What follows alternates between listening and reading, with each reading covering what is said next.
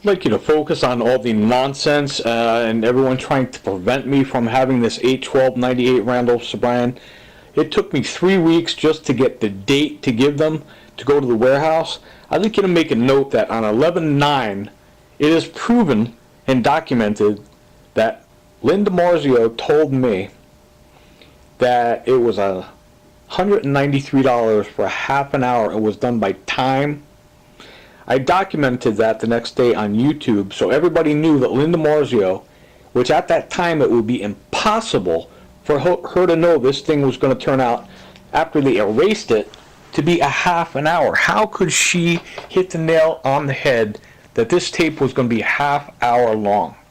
On the 9th, I documented that in the YouTube that she said that. So next, Lynn's trying to deceive me, so I can't get the audio.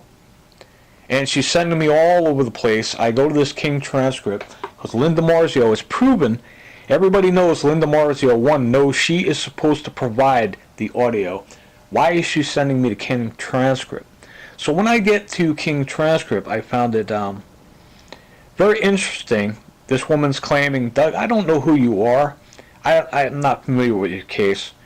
But by the way, did the child testify at the end? What she's telling me there is, hey, we all heard what happened at the end. The judge told the mother, I'm not going to let you bring the kid in and interfere and force her to say, I don't want to see my dad, and it's not going to happen. The mother said, well, I'm not going to let her go, and the judge said, well, I'm going to put you in jail. Now, you hear me tell Linda Mauriello, hey, there was an incident at the end of that hearing. And she says, well, I didn't want to cut it short. And when I say there was an incident at the end of the hearing, Linda Mauriello is laughing her ass off. And now when I go to the transcript place, you can hear this transcript lady who says, oh, I don't know you, I'm not familiar with the case. But the kid testify? That's what they all listened to and chopped off at the end. So I told this Vanjie at King, oh, as a matter of fact, the judge told the mother, you're not going to bring the kid in to testify, you're going to jail. You hear her trying to cut me off? I said, no, the judge said, you're going to jail. And I was letting her know, well, that's what's at the end of the transcript at that time. So now I go back to King transcript to pick up the transcript, and it's very interesting, the comments that she was making to me. This was August 12th, 98, and I remember it was just under an hour, and when Lynn told me on the 9th that it was going to be about a half an hour, I was like, what? And at the end of the hearing, you can hear where somebody stopped the tape, and then it You listened to this one, this particular one? Yeah, I have the tape. You told me to go and get the audio. I thought you said you wanted it. Okay.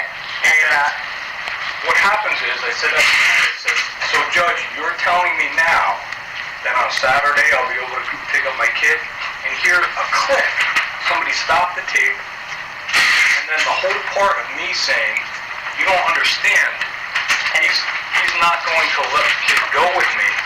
And the mother said, you want to bring the kid in? And then the judge said, I'm not going to let you do that. And they said that they weren't going to let her go. And the judge said, I'm going to put you in jail right now. That whole part doesn't seem to be on the tape. It's not. It says the case is concluded.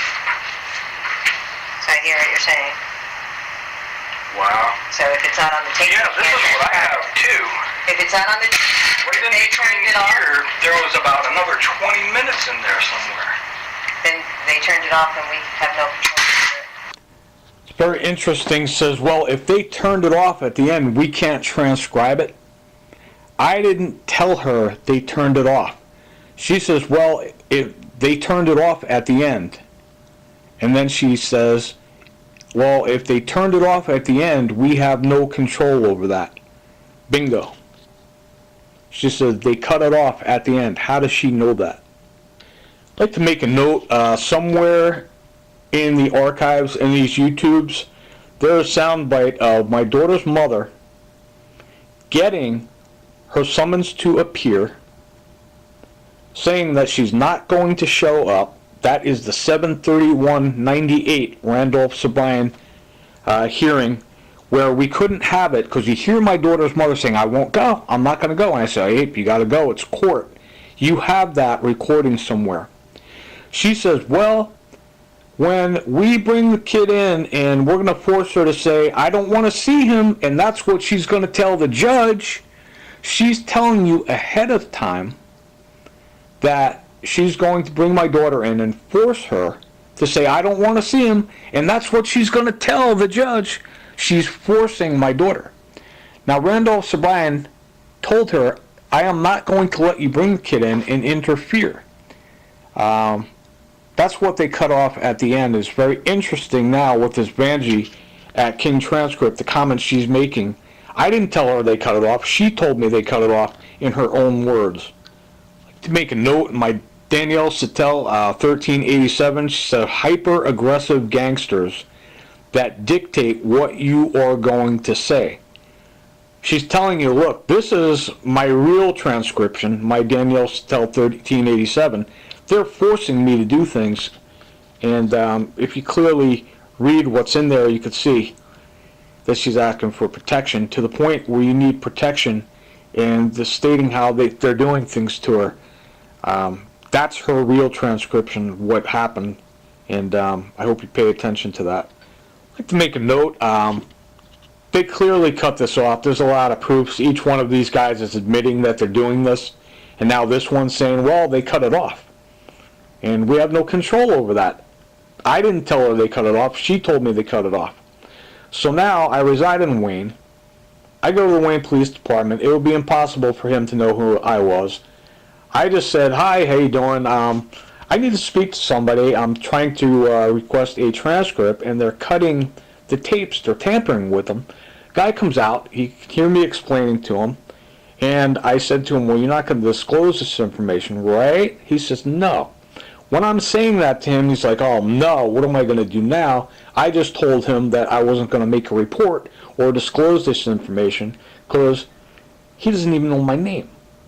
When he says, I'll be right back, you wait here, I'm like, what the heck's going on? He comes out and you can hear the nonsense. He says, well, this is our insurance policy that you go to court. Why do they need to insure I go to court?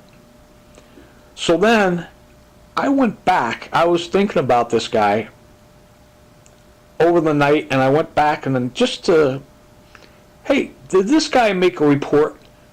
And the girl says, oh yeah, he did. It's a lengthy report, and you're not allowed to see it. So I'm like, okay, what the heck's going on now? I was thinking about what he said. Well, this is our insurance policy. Come on. What does he mean by that? So then, if I told him, you're not going to disclose this information, right? He says no. When he's telling me no, he doesn't want anyone in the world to hear that he said no. His body language, he's like, oh no, my whole plan is being foiled. I just told him I'm not going to do anything about this because he's asking me not to, and I told him no. So now when he's saying, well, this is our insurance policy, you go to court. I have all these transcripts lined up that I'm supposed to pick up, the audio that they are going to erase, every single one. I have 3 now, and each one you could clearly hear, it says, well, this one is guilty of, and they just cut it off, and then they cut off the end of each one. It's a mess. You could just hear they're just chopping them up. So now, if I have to go to court, what lengthy report would this guy could have possibly made? Now, in the past, they play psychiatrist, and they ask you a question. Why are you here? Well, I am here because I violated a restraining order, allegedly. One, violating a restraining order never ever happened. They claim, well, we'll just say, let's see, hey Joe, what can we say? I don't know, Frank, what do you think? Let's just say he called somebody and violated a restraining order, arrest him, there'll never be any trial, and we'll just throw him in jail. Now, this restraining order is with, what's that girl's name again? I think it's Joanne. She knows I never called her. she could go to court and say, he never called me. Now, who did I call? I don't even know.